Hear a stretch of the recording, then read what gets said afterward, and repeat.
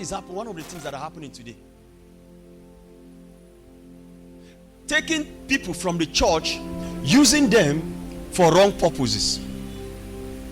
You rise up against the government today, they will pick you and appoint you in the government to see if you criticize the government.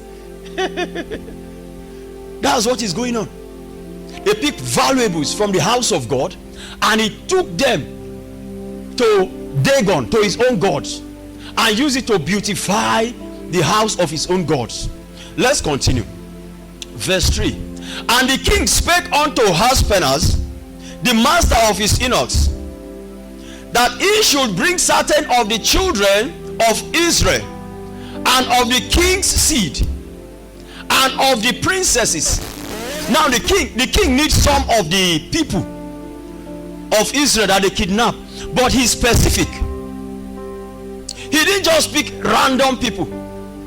He was specific in his selection. They don't do things anyhow in the palace. So don't do things anyhow as a prince and as a princess. You need to be specific in your choices. You need to be specific in the things you do. Like I told you, especially the ladies, I said, if you bring any guy here for wed, we'll wed you. If you bring Wawa, we'll wed you with him. You know why? You cannot be under this roof and you'll be hearing such kind of message every day, and you go and bring Wawa here for me to wed. You ask me whether pastor, whether is he the one? He's the one. If you bring him, he's the one. You go and bring a lady that you talk once, she'll talk 20 and insult you in the public, and you now come and be asking me, pastor, is she the one? We'll wed you with her. She's the one.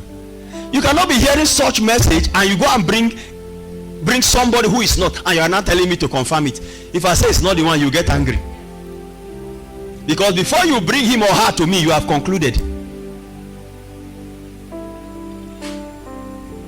As a prince and princess, you have to be specific on your choice, because royalty has choices. You are a royal priesthood. You are not ordinary. You came from a bloodline of royalty. So you should not have anything anyhow. And the one who doesn't even know God, just because he's a king, he was selective of people that they should bring close to him. A king, he specified that you should bring me and of the king's seeds, those who are connected from royalty in Israel. He said, go and look for them, those ones that their family lineage is connected to royalty of Israel. He said they should be among the ones that you should bring to me. He now said, and of the princesses. He now went ahead and now said, young men in whom there was no blemish. That is, those of you who take care of yourself, those of you who bathe. I told you some time ago, I said, any day you stop taking your bath, you have started running mad. You don't need to be in the streets to be mad. Once you stop taking your bath, you've started. That's the beginning of madness. When you refuse to take water and wash up dirt from your body, madness has started. You don't know. And so when he's talking about whom there was no blemish, he's talking about those who are beautiful outside, those who comb their head, those who plait their hair, those who brush their teeth, those who put their what do you call it? Eyelash, eyebrow.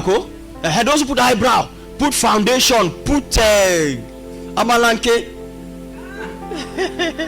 to make the face look beautiful. See, he's talking about those who are concerned of the outward too.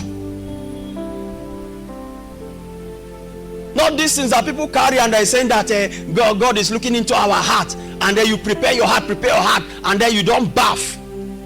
Enter public, you are smelling. King will not invite you.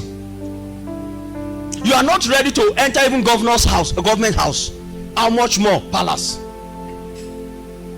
You have to take care of yourself. Can you imagine just selection, just to give some few people privileges? They are not aware After he has chosen those who are from the palace, he now said those who are beautiful, those who are clean. If you read other versions, you will see that that's what it means from other versions. I don't know, give us the other version of verse 4. Young men without any physical defect. That's another version. That's what it says. If you continue to other versions, you see that he went on to say those who are beautiful, those who are clean. That's what it means when he said without blemish. So you have to be